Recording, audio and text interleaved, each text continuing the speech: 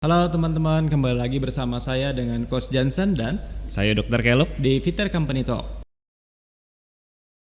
Hari ini kita mau ngebahas tentang olahraga lagi, tapi berbeda nih pembahasannya. Oke, ngomong-ngomong tentang olahraga, Coach. Ya. Kini kita udah 1 tahun lebih nih pandemi ya, Coach ya. Kayaknya lebih dari setahun Lebih ya. dari Maret ke 1 Maret tahun. aja udah setahun. Dan kita tahu kayaknya olahraga tuh bermanfaat sekali, apalagi di era pandemi seperti ini ya, Dan Coach ya. memang kesadaran masyarakat untuk hidup sehat dan aktif itu sudah mulai meningkat malah justru karena pandemi ini orang-orang semakin aware dengan kesehatannya. Tidak terlambat ya, Coach, kalau mulai sekarang nih baru mau memulai olahraga ya. Ya seperti yang biasa saya jelaskan bahwa yang namanya olahraga tuh nggak ada kata terlambat. Iya. Baik itu pre-pandemi, pasca pandemi, mau usia 50, 60, bahkan 70 tahun baru memulai olahraga itu tidak ada kata terlambat. Tidak ada kata terlambat. Oke, bagi teman-teman nih, Coach, yang baru saat ini baru mau memulai olahraga, kira-kira apa yang harus mereka pikirkan? Olahraga apa sih yang sebenarnya yang terbaik mungkin ya? Kalau misalnya memang dia seorang yang sedenter, tidak aktif gitu. Kalau saya mengatakan olahraga kekuatan aja, itu kan belum tentu orang suka semuanya karena yang namanya olahraga yang terbaik itu adalah yang disukai. Sehingga bisa dilakukan secara long lasting atau jangka panjang gitu. Jadi kalau misalnya mengatakan yang satu ini olahraga terbaik, nanti takutnya nggak pada mau olahraga atau tidak mau bergerak karena dia tidak suka katanya. Walaupun sebetulnya betul terpaksa. Walaupun sebenarnya ada juga yang tidak suka karena belum kenal. Ya. Makanya ada baiknya juga coba-coba juga gitu. Coba-coba ya. Oke, Coach. Kalau gitu boleh diperkenalkan, Coach, kira-kira jenis-jenisnya apa aja ya? Sebenarnya olahraga itu bisa dibagikan menjadi 2 kategori ya. Sebenarnya kategorisasinya juga gray area juga gitu loh. Yang pertama adalah aerobik. Kemudian yang satunya lagi adalah anaerobik. Tapi untuk lebih mudah membedakannya antara latihan kardio yang berhubungan dengan lari, jogging, bersepeda, itu kita sebut dengan kardio. Dan juga yang anaerobik atau kita sebut dengan latihan kekuatan atau strength training gitu. Oke, jadi ada 2 jenis ya, Coach ya? Ada 2 jenis. Dan bagusnya dua-dua ini dilakukan ya, Coach? Dulu saya bias.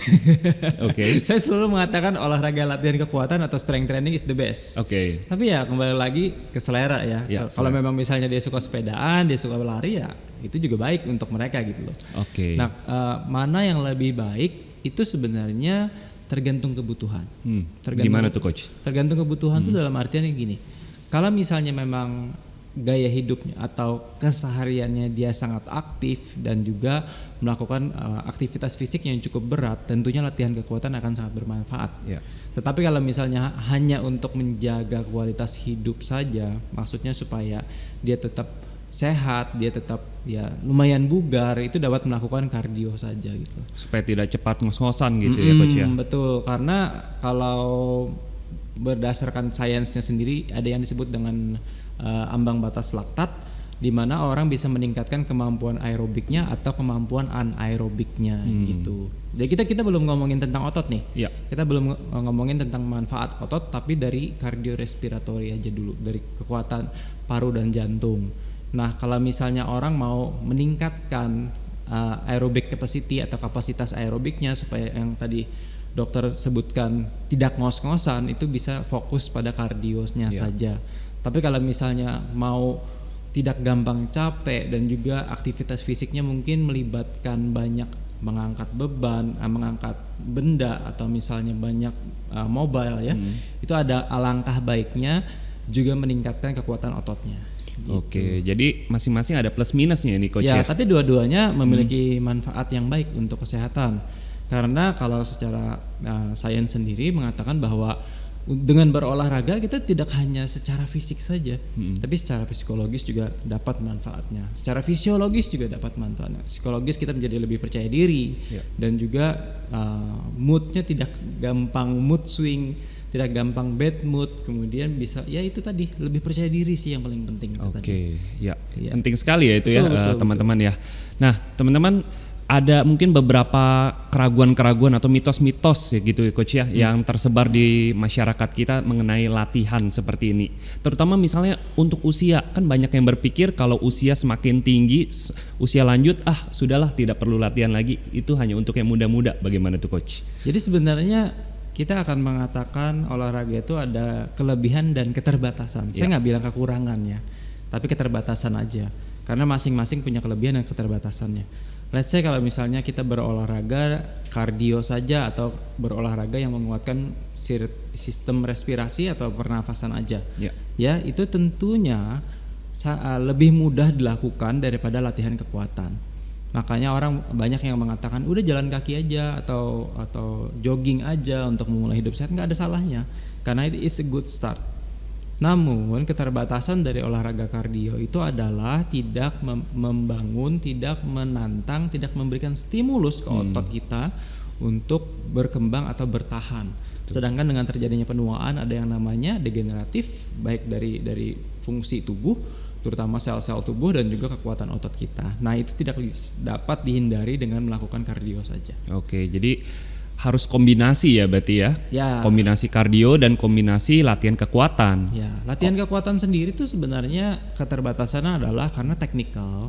Karena yang namanya teknik atau skill ya, keterampilannya itu kan membutuhkan pemahaman untuk melakukannya. Nah kebanyakan orang asal-asalan ngelakuin, sehingga bukannya manfaat yang didapat malah cedera gitu. Nah itu yang membuat strength training menjadi terbatas gitu. Tapi saat ini sudah mulai banyak ya, maksudnya dari APKI sendiri coachnya udah banyak, kemudian juga di YouTube, kemudian di media sosial tuh udah berhamburan coaches yang bisa membagikan bagaimana sih form yang baik, teknik yang baik gitu. Tapi disesuaikan dengan kemampuan diri juga. Oke, baik. Jadi berapapun usia teman-teman boleh segera latihan kardio dan juga digabungkan latihan kekuatan. Kalau bingung ya tentu cari trainer yang baik ya coach ya. Kalau boleh memberikan saran sih memang kombinasi lebih baik gitu. Cuma kalau misalnya memang ke satu sisi aja juga nggak masalah sih. Oke, dimulai satu-satu dulu ya coach ya. Dan di next session kita akan ngomongin bagaimana sih cara menyusun program latihan, waktunya, frekuensi dalam satu minggunya, dan juga plus minus. Nah itu penting sekali tuh coach ya. Jadi nggak boleh asal-asalan nih coach ya. Nggak bisa sekedar udah latihan nih ya. Kalau saya sering bilangnya kalau olahraga asal-asalan hasilnya juga asal-asalan. Oke, mending nggak usah sama sekali kali coach. Jangan juga. Nggak juga ya. Oke. Ya kan bisa belajar dari kesalahan gitu. Tapi kalau kesalahannya berbentuk cedera, kayaknya jangan deh teman-teman. Oke, kayaknya kita tunggu sesi selanjutnya akan lebih menarik. Ini satu lagi coach mengenai mitos atau mungkin keraguan ya. Nah banyak yang berpikir mungkin kalau wanita cenderung latihannya kardio aja karena lebih untuk toning, sedangkan kalau pria tuh kan maunya berotot tuh, jadi harus latihan beban. Itu bagaimana tuh coach? Kalau menurut saya itu mitos yang di 2000-an ya, 90-2000-an ya. Kalau saya lihat sekarang perempuan juga sudah mulai aware dengan latihan kekuatan, sudah nggak ada worry lah, nggak ada khawatiran untuk sektor itu. Cuma mau mengklarifikasikan aja bahwa sebenarnya itu sangat aman untuk dilakukan oleh perempuan juga karena kan biasanya perempuan nggak mau bulky, nggak mau berotot katanya, karena nggak mau besar gitu. Tapi saya juga sering bilang lebih baik berotot daripada berlemak gitu. Oh iya. Bercanda. Tapi kembali lagi itu bentuk tubuh kan preferensi masing-masing. Kalau memang misalnya dia mendapatkan manfaat dari latihan kekuatan itu ya syukur gitu loh. Karena biasanya yang saya lihat ya, orang perempuan yang melakukan latihan kekuatan tuh biasanya tidak mengalami masalah dengan pola makannya. Nah kalau dia fokus ke kardio aja, biasanya dia struggling dengan pola makannya.